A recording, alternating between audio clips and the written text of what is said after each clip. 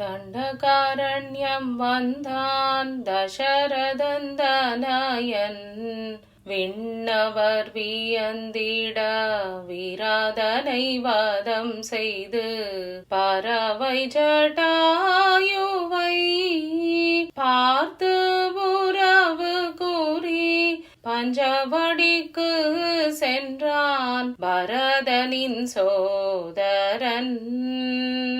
அழகனாம் ராமனிடம் ஆசை மிகவும் கொண்டு அழகி வடிவில் வந்த அரக்கி சூர்பனகையின் அவயங்களை கொய்து அலங்கோலமாக்கினான்